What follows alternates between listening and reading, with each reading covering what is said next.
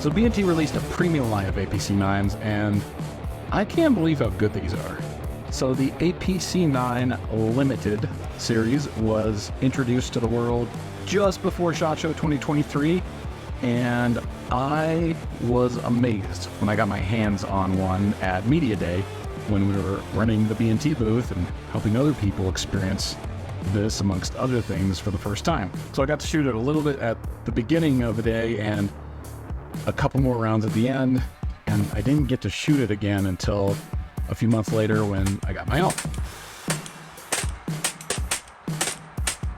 I'm Sean Burrows with B&T USA, and welcome to the next installment of my deep dives into my favorite line of modern firearms, B&T's Advanced Police Carbines. If you haven't hit the subscribe button, just go ahead and click or tap that thing right now.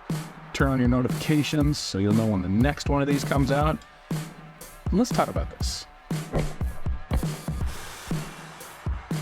I didn't think the APC9 Pro could or should be improved upon, yet here we are.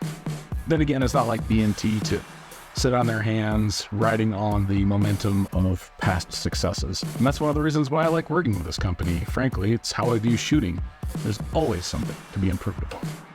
So the limited series comes in two principal sizes.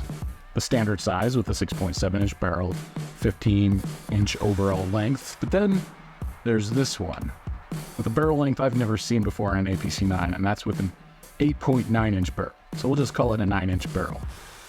Extra long handguard, and I'll get to how she shoots in a few minutes. Let's first talk about what makes her so special, which really is how she shoots, but I want to cover some of these upgrades that B&T has bestowed upon such an already perfect platform. It has all the pro features that we've talked about in the last couple videos, but there are a couple of additions that truly push it over the edge to being a premium APC9. Not the least of which is the all-new, fully ambidextrous Pro lower made out of aluminum that has a built-in flared magazine well. Very similar to the add-on jet funnel that I like to put on all of my 9mm APC9s. Not needed for this one. Did I mention the lower is aluminum? It also comes equipped standard with an Elfman flat AR9 trigger, which is what I usually upgrade my APC9s to. So one less thing for me to change on this gun straight out of the box. Feeding into the lower are the new and improved B&T magazines made out of a more durable polymer, better springs, a new low-profile rubber bumper on the bottom. And even if you don't want to use the rubber bumper on the bottom, they have new base plates which protect the entire magazine when being dropped on the ground. Moving to the rear, you'll find the new folding, telescoping B&T MBT stock, which has 7 length of pole adjustments and 3 comb height adjustments. It's equipped with a dual-sided QD sling attachment point.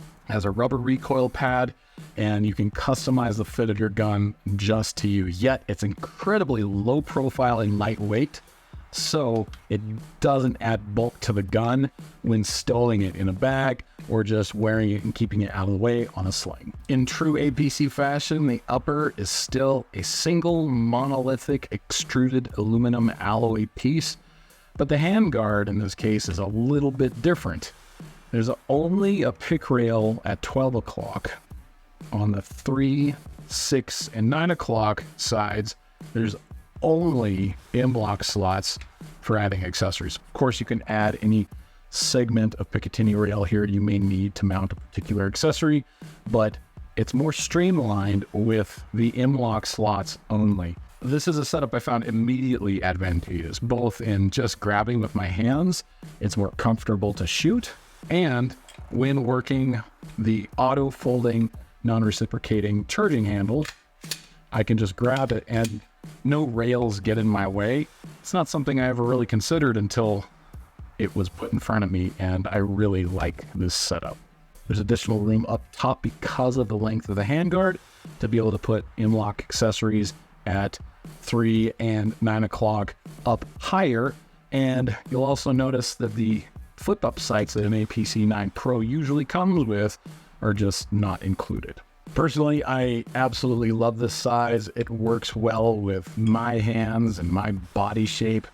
It's strange that I have an APC9 that's longer than my APC223 PDW, which has an 8.74 inch barrel. That's another video that's coming, and completely different subject altogether. But from a purely subgun perspective, a longer barrel means more runway for powder to burn off, less muzzle flip, and faster, tighter groups with follow-up shots. If an APC9 was ever made from a purely shooting performance standpoint, I think this is it.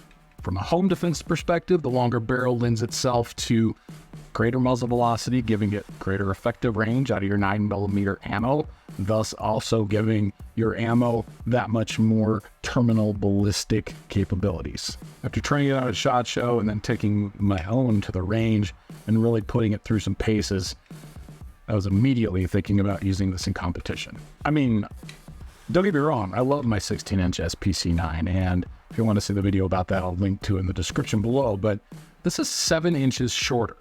And when putting it through its paces at 5, 10, 15, all the way out to 25 yards, my dot stayed on target, my pairs were just as tight, and did I mention it, 7 inches shorter? So navigating base stages with a lot of portholes and barricades, that's the whole point of a gun design like this.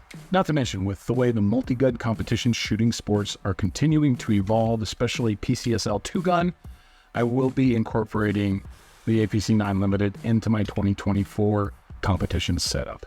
It's going to be configured just like my APC223, same optic, same stock.